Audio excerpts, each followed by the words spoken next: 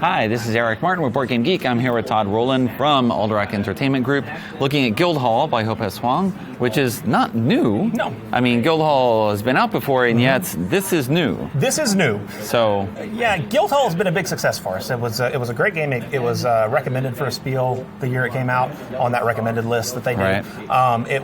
It's been really popular, but we kind of wanted to put it in a new set of clothes, as our owner would say. We wanted to kind of redress it, and so instead of doing just that, we've actually taken it and expanded it quite a bit in this new version that we're calling Guildhall Fantasy. Okay. Starting in June, we're going to release Guildhall Fantasy Fellowship. Okay. Then in July will be Alliance, and then in August will be Coalition. Okay, so they're all going to come out one after another.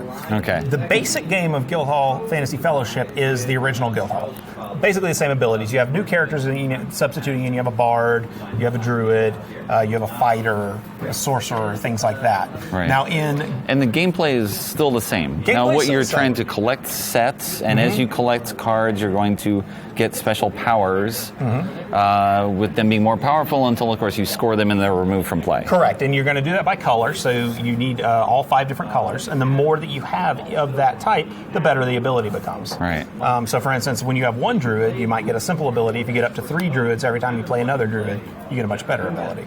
Once you have all 5, you can trade those in for victory point cards, and then start rebuilding your set of druids. Okay. Now, with each successive expansion, there's a new character of that type. So, for instance, there's a fighter in Guildhall Fellowship. There's like a barbarian in Guildhall Alliance, which represents that fighter class. So you can substitute in and say, okay, in this game, I'm going to have the barbarian and the bard and the cleric instead of the druid, and get a different set of effects going for a different game. But using the same number of rolls each time. Exactly. Exactly. You can also, and then Coalition does the same thing. It brings in, say, I may be naming them in the wrong order because I think there's a paladin and different things, assassin, stuff like that.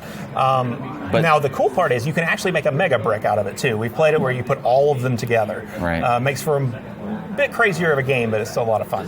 You'd have a lot of singles, I would think, around the table if you're having would. that many rolls. It takes quite a while, but it does make it a lot of fun. But doing it more naturally by the class type can actually make some really neat customized games. Okay. Do you have to use it by the class type? Like you have one fighter type? No, you don't have to. It's just recommended. That's just the recommended way to do it because in general, while they'll be different, all the quote fighter class abilities will be doing something similar mechanically. Right. Not entirely the same, but say for instance, if one affects the discard, another one will affect the discard, but in a slightly different way than what it's doing. So. Okay. All right. That's good. So now reimagined in terms of what you're doing here. And one right after another from June, July, and August. Okay. 2016. 2016.